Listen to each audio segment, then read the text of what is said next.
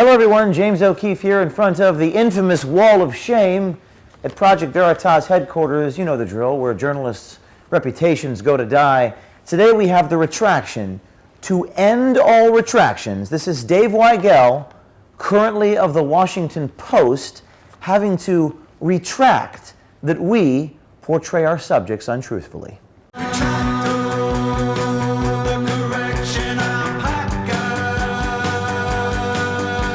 Now this one is a tale as old as time itself. We have to go back 7 years to discover the anatomy of this lie. I'm going to read to you March 7th, 2013, Dave Weigel, now of the Washington Post, then of Slate.com, writes about our lawsuit. We were sued by Acorn. He says, quote, taped without consent. That part is correct. But then he says, portrayed untruthfully.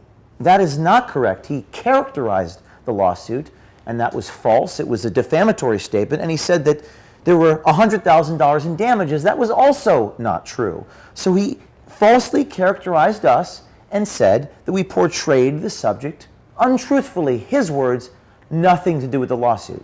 So Dave Weigel reports this March 7th, 2013, and the very next day, a man named Connor Friedersdorf at the Atlantic magazine circularly cites it, cites the lie, and repeats it, essentially regurgitating the defamatory statement portrayed untruthfully. This is Connor Friedersdorf. Now, last month, we got Connor Friedersdorf and the Atlantic to print a big, fat, juicy retraction, which we put on the Wall of Shame. So they retracted it. Connor Friedersdorf did, for citing that Dave Weigel article. So Connor Friedersdorf of the Atlantic retracts. But Dave Weigel and the Slate drag their heels all the way up until December 31st, 2019. Again, this is the CEO of Slate, a man named Dan Check. This has apparently gone up the totem pole to the chief executive officer of the media company Slate. And Dan Check emails our general counsel at 9:11 p.m. on December 31st. That's New Year's Eve, 2 hours and 49 minutes before the ball drops. Dan Check says, quote, apologies for the late reply. We'll have this closed out on Friday. Then follows up on Friday, January 3rd with an email to us saying, quote, we've updated the article and posted a correction here. The correction by Slate and Dave Weigel, now of the Washington Post, reads, this post has been corrected to more accurately reflect the nature of the lawsuit and the settlement between Vera and O'Keefe.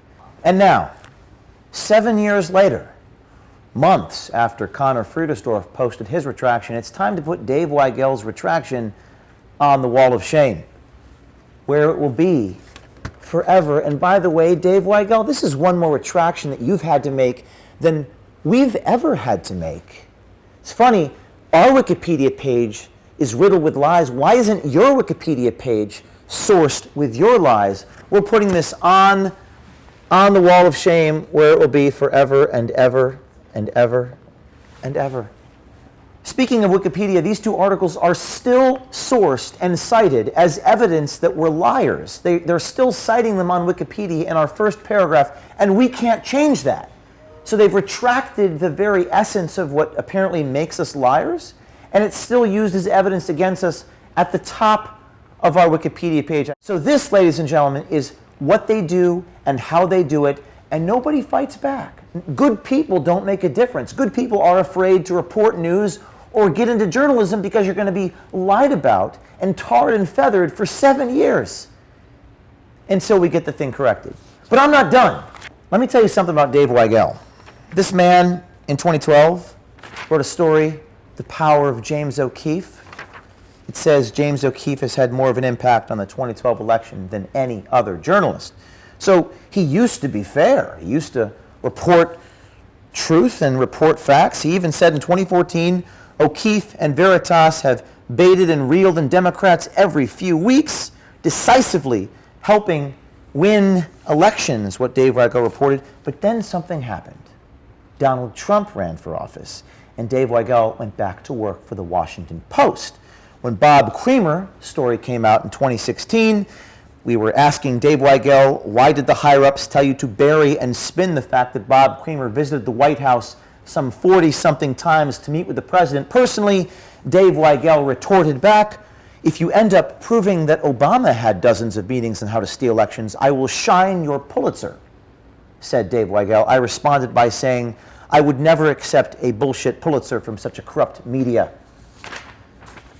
Dave Weigel went to work for Jeff Bezos' woke clickbait farm, and his heels were so dug in, battle lines drawn so intensely, that even when our communications director, Steve Gordon, died suddenly in the fall of 2018, a mutual friend, Dave Weigel, wouldn't even return our email. That's the true character of these people at the Washington Post. They are scum. They are scum. And I usually don't characterize people, but for lying about us for 7 years, we had to go to the CEO of Slate, and now they're on our wall of shame. Dave Weigel, you owe the American people an apology. You say that democracy dies in darkness. This is how democracy dies. When the citizens are afraid to make a difference because people who buy ink by the barrel will defame them. And that's not a characterization. That's actually what happened here. And if it wasn't for the fact that the statute of limitations has expired, I would sue you. You do it again, and I will. And by the way, we're 7-0 on litigation. We haven't lost one lawsuit. Why don't you put that in your Washington Post?